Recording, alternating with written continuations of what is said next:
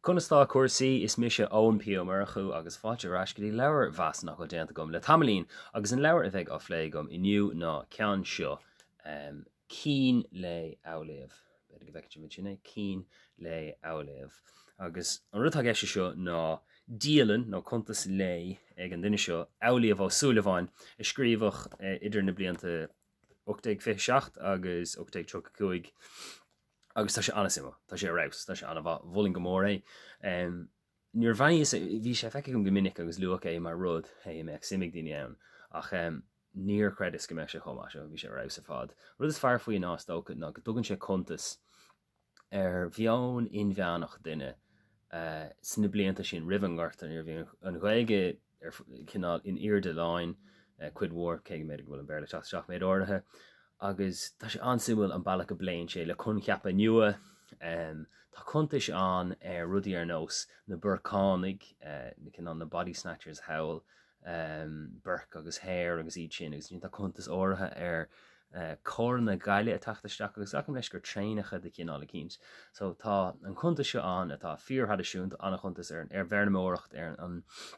an dúchas tá anna dúlagus na seanach agus le héid sin ach taobh le taobh sin tá an rud seo uaire i teachtasteach tá raic fulla túláán tá anna chuntas ar sin agus tá contas ar cheannachil agus ar leganach go aige agus severas teanga ar gcuí sin an agus cégur is an áiteo i galan an chlamper atá fermhór a cha Amhlaoibh Ó Súilleabháin fermhór héil sin gras céirí dá beidir nó áte na Google Moon rénos ach tugann sé anna chuntas ar an bhearnamóireacht agus le héid sin agus tá rudí anspéisiúil ar fád fiú ragarne tugann sé anna chuntas ar ghrabhlás ceart agus ragarne nach saolófá beidir le héireann san ní sin agus chomá tá lán rudí spéisiúil an tugann sé contas chomá sílam ar na gaile Montserrat atá gurm sílam agus tugann sé le fis ar tugann sé rátas an sin gur ansa lena chrí na gail cuma dómhbáin ó riomhach na rud aige mar sin. So fiú Amhlaoibh if sé forrása go mar chuine agus isú luach am agur duine meastartha sever a bhí an so bhíon táimig a bheith scríobh agus bhí léan air agus le héid sin chumá agus tá sé sin de sunú an leir ach tá coppla is leir tá anna spéisiúil ar fad sa churn sé sim I man aigen agus an sin beidir nach dúirlíonn aonrad agus ní thugtar an contas ar sin go dtí go mbíonn duine aigen ag caithfh cloch lena hach agus dar le roinnt go méidir gur ág sé seo go raibh ainas idir